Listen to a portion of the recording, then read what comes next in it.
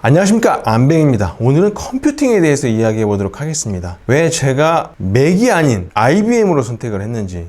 IBM이라고 하면 너무 아저씨인가요? 어쨌든 윈도우즈를 사용하는 데스크탑 컴퓨터를 다시 또 선택을 하게 된 이유에 대해서 이야기해 보도록 하겠습니다. 요즘 사진이나 영상 작업하시는 전문가들, 유튜버 이런 분들을 보면은 거의 다 맥을 사용하고 계시죠. 제가 유튜브 영상이나 이런 것들을 봐도 주로 맥을 사용하시는데 윈도우즈 데스크탑을 겸용을 하시는 분들도 계시지만 거의 맥을 사용하시는 분들을 많이 접하게 됩니다. 그렇지만 저는 또 옛날부터 또 아웃사이더 기질도 있고 윈도우즈를 다시 선택을 했습니다. 그래서 윈도우즈를 사용해서 작업하시는 분들한테는 조금 반가울 수도 있겠어요. 근데 제가 이번에는 맥으로 넘어가려고 했습니다. 사실은 왜 맥으로 넘어가려고 했느냐 하면은 제가 일단 이 아이폰 쓰고요, 그 다음에 아이패드 미니 5 미니를 쓰고 있고요. 이번 기회에 한번 맥의 생태계 정점을 한번 찍어볼까 했었는데 이렇게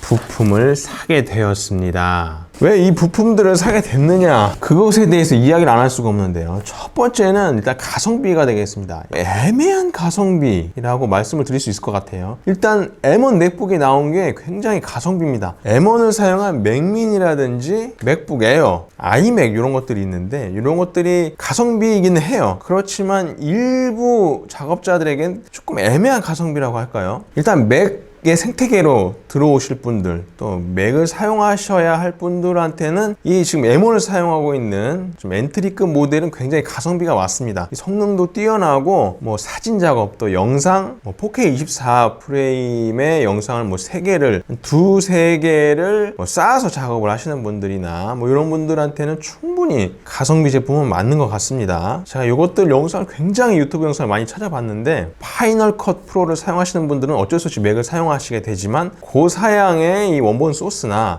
여러 개의 영상들을 쌓아서 사용하시는 분들이 아니라면 정말 쾌적하게 사용할 수 있는 가성비 모델은 맞습니다. 그런데 이제 10비트 다들들 영상에 60프레임 그 이상 사용하시는 분들이나 또 영상 여러 개 쌓아놓고 또 색 보정까지 진행하시게 되면은 이게 가성비가 아닐 수도 있다는 생각이 들었습니다. 물론 프록시를 쓰면 되긴 하는데 그걸 떠나서 일단 저는 프리미어 프로를 사용하고 있는 사람으로서 이 프리미어 프로가 굉장히 무거워요. 그래서 M1 맥북 에어나 맥미니 이런 엔트리급 모델에서 영상을 2개까지는 괜찮은데 이 3개부터는 약간 버벅이는 거를 볼 수 있었습니다. 또 맥북 에어는 확실히 얇다 보니까 이 발열 관리가 안 돼서 그런지 3개부터 완전히 끊기고, 맥미니나 또 아이맥 같은 경우도 3개가 마지노선인 것 같았어요. 4K 24 프레임 기준. 그리고 사진 작업에 이제 굉장한 고화소, 요즘은 2400만 화소는 그냥 일반 화소로 여겨질 만큼 이 고화소 시대가 되었는데, 이 고화소 사진들을 정말 여러 장, 수백 장, 수천 장, 스냅 촬영하시는 분들에게 있어서는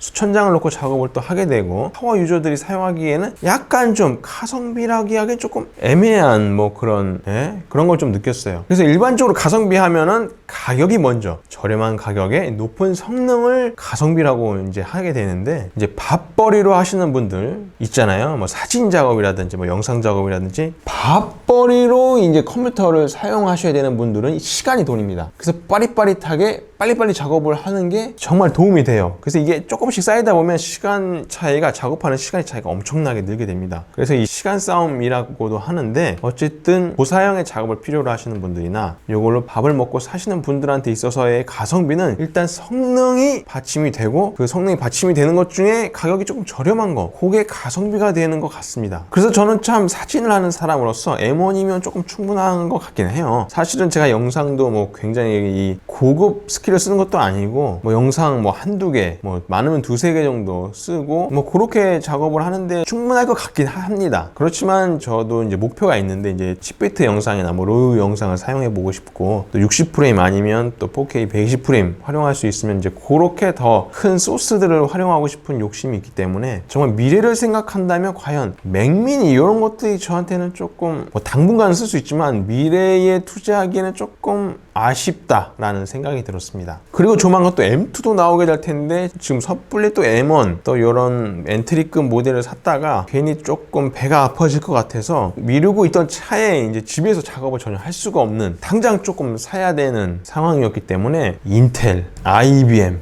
윈도우즈 데스크탑을 선택을 하게 되었습니다. 물론 제가 돈이 많았다면 맥 스튜디오를 샀겠죠. 근데 이게 맥미니가 사도 제가 이제 집에 있는 게 7인치, 30인치 모니터인데 다 QHD입니다. 근데 또 맥미니를 보니까 모니터를 가리더라고요. 그래서 이 4K 모니터가 아니면 또 이 글자라든지 미세하게 또 흐릿한, 선명하지 않은 그런 현상이 있다고도 하고, 그리고 모델에 따라서 잠자기 모드로 들어가면 영원히 잠을 자버리는 그런 현상도 있다고도 하네요. 어쨌든 그래서 제가 맥미니를 사게 되면 모니터도 사야 되고, 모니터를 사야 되는데 맥미니 그냥 기본 깡 모델은 또 램도 작지 않아요. 그래서 16으로 업그레이드하면 또 100만 원이 됩니다. 그런데 100만 원에서 외장 독을 사야 되죠. 독을 사야 되고 SSD도 사야 됩니다. 용량이 부족하니까. 그렇게 따지고 사고 하면은 200만 원이 됩니다. 200만 원이. 그래서 또 얘기가 나오는 게 맥미니를 살 바에는 아이맥을 사라, 이런 얘기도 있는데, 사실 저한테 아이맥은 24인치라서 이 역체감이 굉장히 클 거란 말이죠. 모니터가 27인치, 30인치 쓰다가 24인치를 쓰면은 또 역체감이 클 겁니다. 근데 또 투 모니터를 쓰다가 또 하나 모니터만 쓰기에도 또 그것도 답답한 또 생각이 들 거고요. 그래서 이래저래 하면 또 200만 원을 또 그냥 써야 되는데, 과연 200만 원을 투자해서 이 그냥 깡 M1을 쓸만할까? 물론 쓸만은 하겠죠. 근데 그 돈으로 데스크탑을 꾸미게 되면은 훨씬 더 고사양의 컴퓨터를 맞출 수 있기 때문에 제가 업그레이드를 선택을 하게 됐습니다. 모니터도 그대로 쓰고, 키보드 마우스 그대로 쓰고,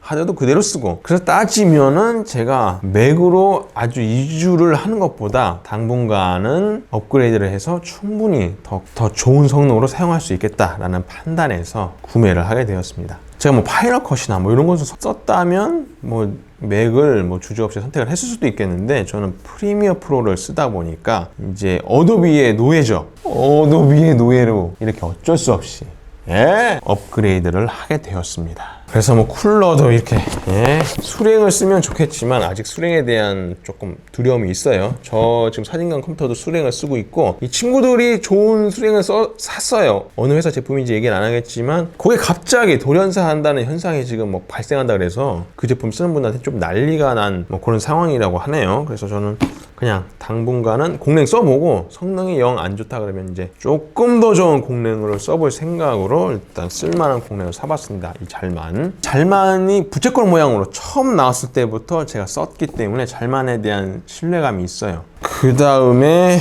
보드를 샀습니다. MSI를 샀어요.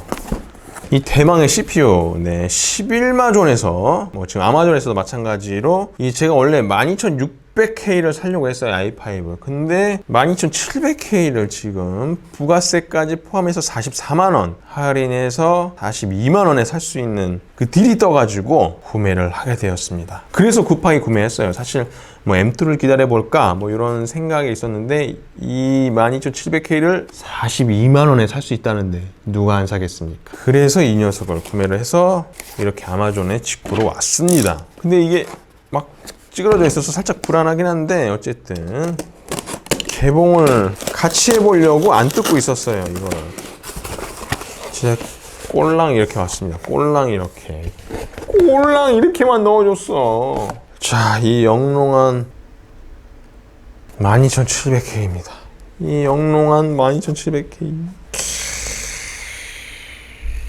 어쨌든 이렇게 12700K를 구매를 했고요. 그 다음에 또 아마존에서 SSD랑 램을 패키지로 싸게 파네요. 199달러에 1테라 SSD와 32기가 팀그룹 메모리, XMP 메모리를 그렇게 판다고 해서 또 급하게 구매를 해서 또 이렇게 왔습니다.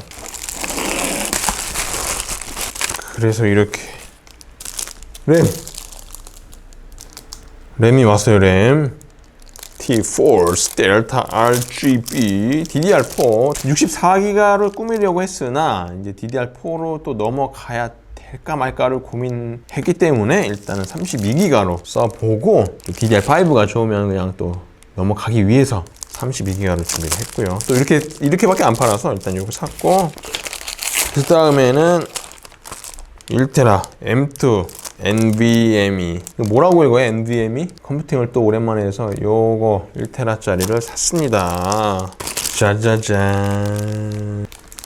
다 하면은 가격이 42, 보드 21, 68에 24, 92만 원 정도 든 것 같아요. 100만 원 안쪽으로 샀어요. 그래서 그래픽 카드가 문제이긴 한데 4000번대 나온다기도 하고, 그래서 조금 기다려 보기로 했습니다. 그래서 3060으로 지금 산다고 해도 150만 원에 맞출 수 있을 것 같아요. 그래서 150만 원이면은 이 지금 스펙으로 따지면은 지금 엔트리급 맥 모델들보다 성능이 월등히 뛰어납니다. 요 12700K만 하더라도 이 CPU 자체 성능은 M1 맥스 정도는 뺨따구로 때릴 수 있지 않나. 뭐 벤치에서는 이게 훨씬 더 높게 나오는 벤치들이 많이 있어요. 근데 이제 그 맥 OS 특유의 그 부드러움과 이 최적화, 그 다음에 이 맥을 사용하시는 이 뭐 아이폰이라든지 뭐 이런 영상들, 뭐 프로레스 로우나 뭐 아무튼 그 맥에 들어있는 코덱을 아주 10분 활용하는 작업들에 있어서는 사실은 얘네들이 조금 불리할 수 있어요. 그렇지만 얘도 내장 그래픽이 있기 때문에 이 녀석도 요 CPU 안에 디코더들이 들어 있습니다. 그래서 얘도 상당히 쾌적하게 사용할 수 있게 되죠. 그래서 작업을 하시는 분들, 뭐 인텔이나 뭐 AMD나 이런 작업을 하시는 분들은 이 K 모델, KF는 안 됩니다. 그런 모델들은 내장 그래픽이 없으면은 좀 느려요. 근데 이제 이런 K 제품들은 이 내장 그래픽이랑 외장, GPU랑 같이 사용하기 때문에 이 안에 들어있는 인코더, 디코더들이 빠릿빠릿하게 작업을 해주기 때문에 이 내장 그래픽이 있는 모델을 구매를 하셔야 되고, 그렇기 때문에 저도 이거 샀습니다.